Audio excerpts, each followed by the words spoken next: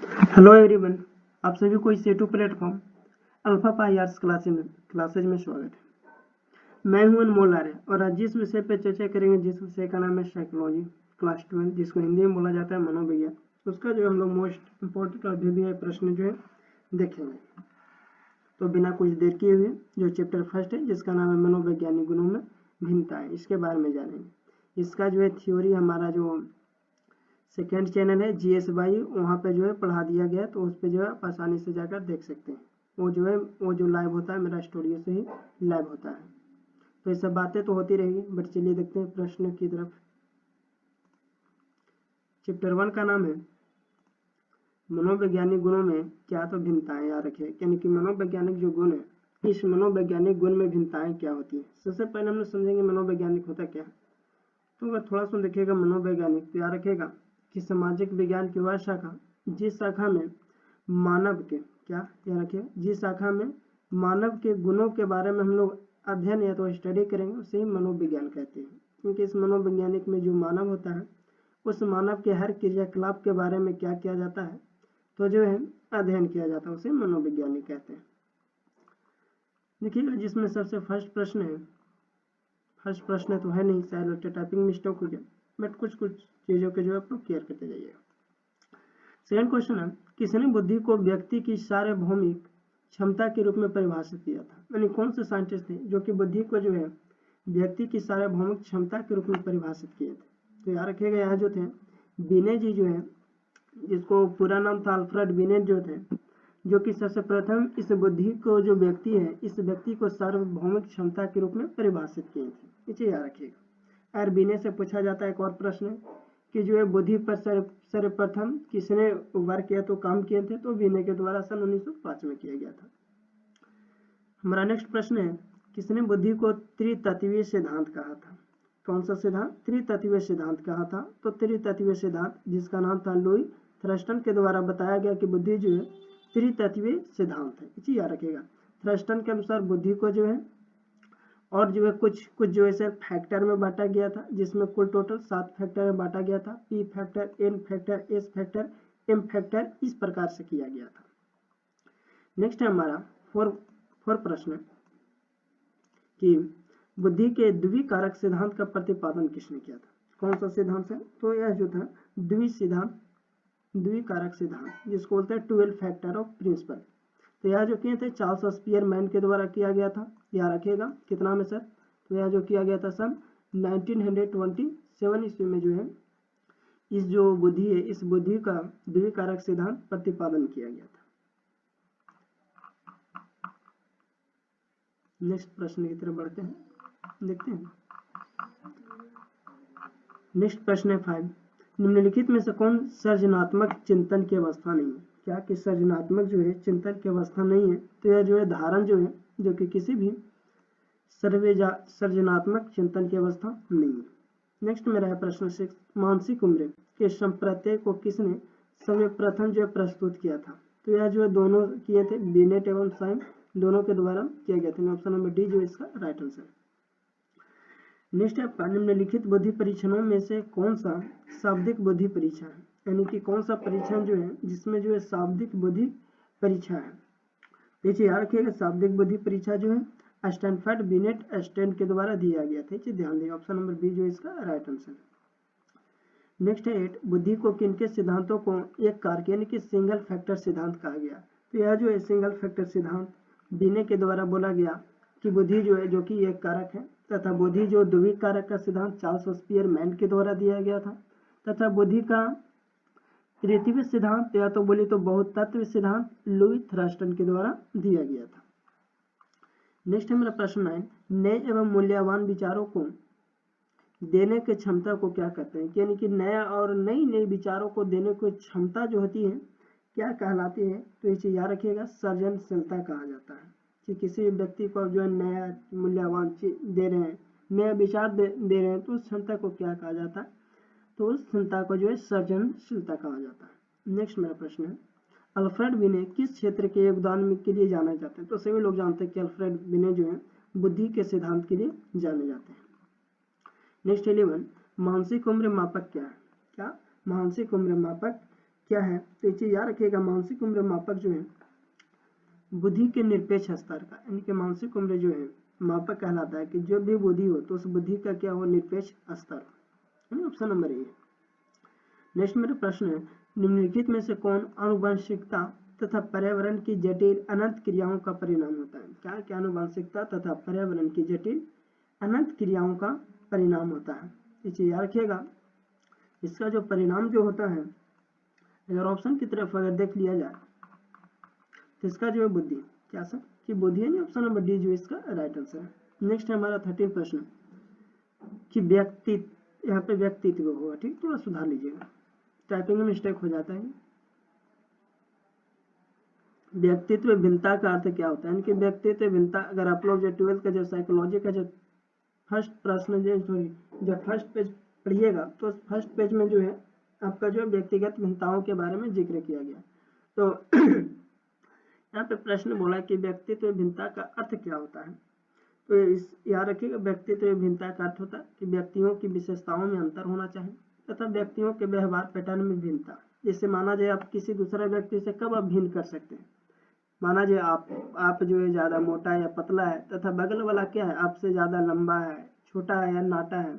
आप शरीर से भी आप क्या कर सकते हैं, व्यक्ति में भिन्नता ला सकते हैं, कलर से कि नहीं मैं गोर हूँ वो करिया है, तो उस प्रकार से भी क्या कर सकते हैं कि व्यक्ति में भिन्नता ला सकते हैं। तो व्यक्तियों की भिन्नता का अर्थ होता है ऑप्शन नंबर सी, यानी कि दोनों, यानी व्यक्तियों के व्यवहार में पैटर्न की विभिन्नता है, व्यक्तियों की विशेषताओं में क्या होना चाहिए, अंतर होना चाहिए कि यह जो है पढ़ने में तेज है तथा बच्चा क्या है पढ़ने में थोड़ा सुन तेज नहीं है, तो क्या वहां पर जो एक टर्म आता है भिन्नता का शब्द आ जाता है।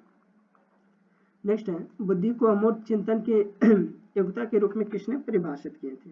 याद रखिएगा यह परिभाषित जो खुद टर्मन के द्वारा किया गया था कि बुद्धि जो है एक प्रकार का अमूर्त चिंतन है।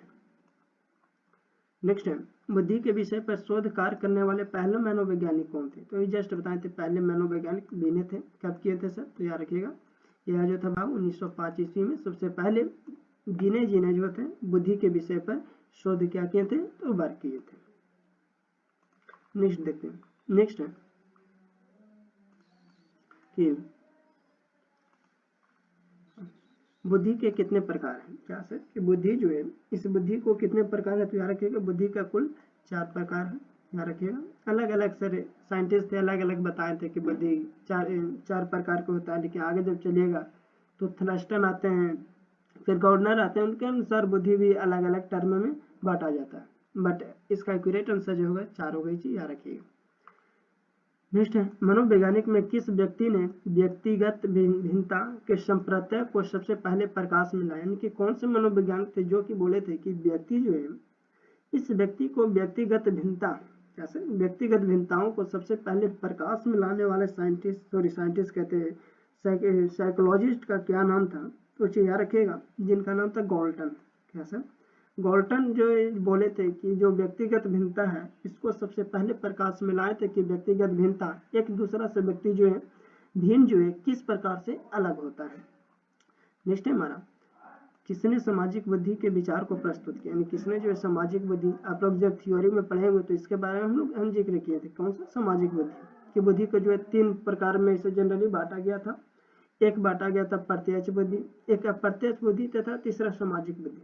सामाजिक बुद्धि कि जब बच्चा बड़ा हो जाता है तो बड़ा होने के बाद समाज में जो है किसी भी चीज को निर्णय लेने की क्षमता का योग हो जाता है, उसे ही सामाजिक बुद्धि कहा जाता है। तो यह जो है इसका विचार जो है सबसे पहले प्रस्तुत कौन किए थे, याद रखिएगा एक साइंटिस्ट जिनका नाम था थार्ने डाइक के द्वारा किया गया था, ऑप्शन नंबर बी। नेक्स्ट है हमारा 19 प्रश्न कि मनोवैज्ञानिक में सर्वप्रथम बुद्धि परीक्षण की शुरुआत किसने किया था। बुद्धि परीक्षण का शुरुआत किसने किया था, तो हम बताएं कि बुद्धि परीक्षण का सर्वप्रथम बीने के द्वारा ही किया जा रहा है, तो ये चीज याद रखिएगा। देखिए नेक्स्ट प्रश्न है 20, बुद्धि का एक कारकीय सिद्धांत, अभी जस्ट बताए थे सिंगल फैक्टर कौन, तो बीने के द्वारा किया गया। नेक्स्ट है स्पीयरमैन के अनुसार बुद्धि कितने कारकों से संरचित है। स्पीयरमैन के अनुसार बुद्धि जो है कितने कारकों से जो है संरचित है, तो यह जो है याद रखिएगा 4 कारकों से भी सिद्धांत है। किनके अनुसार, तो चार्ल्स स्पीयरमैन के अनुसार। नेक्स्ट है हमारा बुद्धि लब्धि के संप्रदाय का प्रतिपादन किसने किए थे? बताए थे सर कि बुद्धि लब्धि का फॉर्मूला भी बताए थे आप लोगों को कि वास्तविक आयु मतलब मानसिक आयु बटा कालानुक्रमित आयु इंटू 100। वही बोला गया कि बुद्धि लब्धि के संप्रत्यय का प्रतिपादन जो है किसके द्वारा किया गया था? तो ये चीज याद रखिएगा, यह जो किया गया था विलियम अस्टर्न के द्वारा किया गया था बुद्धि लब्धि। बुद्धि लब्धि यह होता है सर कि किसी भी व्यक्ति का जो है मानसिक योग्यता निकाल सकते हैं। तो उसके लिए फार्मूला बताए थे कि QA बराबर जो होता है मानसिक आयु यानी कि MA बटा CA इंटू 100 होता है। नेक्स्ट है हमारा 23, एक औसत व्यक्ति की बुद्धि लब्धि प्रसार क्या होना चाहिए? इनके एक औसत व्यक्ति है, उस व्यक्ति को बुद्धि लब्धि क्या होनी चाहिए ताकि वह बच्चा जो है सही तरीका से हम बोलिए कि सही एक दिशा में चल सके। उसका बुद्धि प्रसार क्या होना चाहिए? याद रखिएगा उसका जो बुद्धि प्रसार होना चाहिए 90 से 110 के बीच में, क्योंकि 90 से 110 के बीच में जो अगर आपके पास औसत बुद्धि लब्धि है तो आप समझिए कि एक बहुत अच्छा जो अपना सर जीवन जो है व्यतीत कर सकते हैं। बशर्ते क्या, जब आपके पास औसत बुद्धि की लब्धि 90 से 110 के रेंज में होगा तब। अगर 140 के रेंज में जिनका होता वो बोलिए कि सबसे ज्यादा जिसको हम बोलते हैं कि बुद्धिमत्ता यानी इंटेलिजेंस है, यानी गूगल बाबा, तो यही होता है सर 140 जिसको हम लोग बोलते हैं। अगर मनोवैज्ञानिक टर्म में देखा जाए 140 बुद्धि वाला लब्धि को बोला जाता है प्रखर बुद्धि, यानी कि सबसे ज्यादा उसके अंतर्गत क्या तो बुद्धि भरा हुआ है। नेक्स्ट है निम्नलिखित में से कौन संस्कृतबद्ध बुद्धि परीक्षण है? क्या कि संस्कृतबद्ध बुद्धि परीक्षण है? तो यह एक साइंटिस्ट जिनका नाम था बिने साइमन परीक्षण, इसी को बोला जाता है संस्कृतबद्ध परीक्षण। Option number A. नेक्स्ट है थर्नेडाइक के अनुसार बुद्धि के कितने प्रकार है? थर्नेडाइक के अनुसार बुद्धि के कितने प्रकार है? तो थर्नेडाइक के अनुसार बुद्धि जो है 4 प्रकार है। ऑप्शन नंबर सी, ये जस्ट बताए तो ऊपर। नेक्स्ट है इनमें से बुद्धि परीक्षण की उपयोगिताओं में किसे नहीं सम्मिलित किया गया?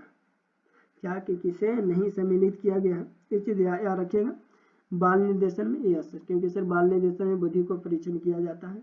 मानसिक रूप में दुर्बल बच्चों की पहचान की जाती है कि कौन सा बच्चा जो है कितना ज्यादा मानसिक रूप से बीमार है या तो कितना ज्यादा मानसिक रूप से प्रॉब्लम क्रिएट कर रहा है। फिर व्यवसाय यानी कि उसका जो भी क्या मतलब व्यवसाय है उसका रहन सहन उसमें चयन किया जाता है। लेकिन अभिवृत्ति परीक्षण के निर्माण में जो है बुद्धि परीक्षण में एक टर्म नहीं आता है। ऑप्शन नंबर डी इसका राइट आंसर है। नेक्स्ट 27 कि सामान्यतः मानसिक दुर्बल बालकों की बुद्धि लब्धि क्या होना चाहिए? क्या कि सामान्यतः मानसिक दुर्बल बालकों की बुद्धि लब्धि क्या होना चाहिए?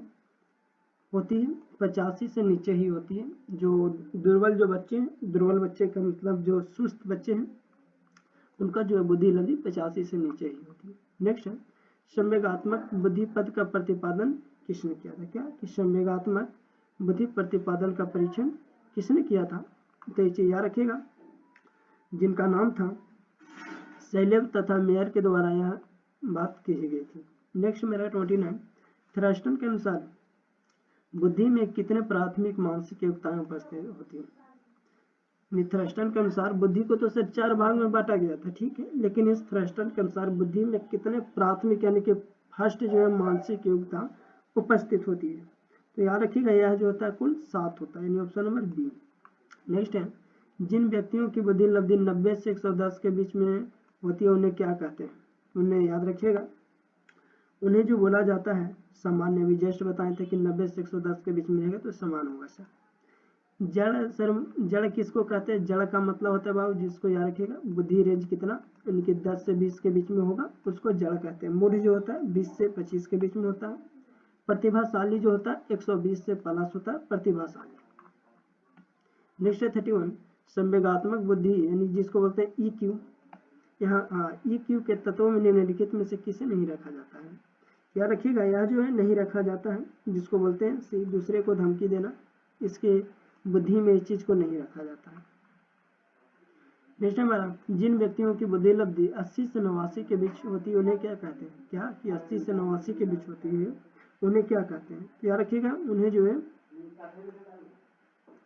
80 से 89 के बीच में पूछा गया तो उन्हें अगर देखा जाए तो एवरेज तो नहीं बोल सकते, उन्हें सुस्त ले सकते हैं। क्या यानी ऑप्शन नंबर डी जो इसका राइट आंसर, सुस्त के तौर पे हम लोग रखा जा सकता है। नेक्स्ट है प्राथमिक मानसिक योग्यता यानी कि फर्स्ट में मानसिक योग्यता का सिद्धांत किसने प्रस्तुत किया? यह प्रस्तुत किए थे थ्रस्टन के द्वारा प्रस्तुत किया गया था प्रथम मानसिक योगदान। नेक्स्ट हमारा किस वर्ष बुद्धि पास मॉडल विकसित किया गया था? ध्यान रखिएगा बुद्धि पास जो मॉडल प्रवेश किया गया विकसित हुआ था 1994 ईस्वी में हुआ था, क्योंकि 1905 ईस्वी में तो बुद्धि पर सर्वप्रथम बिने के द्वारा काम किया गया था, लेकिन बुद्धि पास मॉडल जो विकसित हुआ सन 1994 ईस्वी में हुआ था। नेक्स्ट है गार्डनर ने अभी तक कुल कितने प्रकार के बुद्धि को पहचान किए हैं? ध्यान रखिए गार्डनर ने अभी तक कुल बुद्धि को यानी 8 तरीकों से पहचान किए।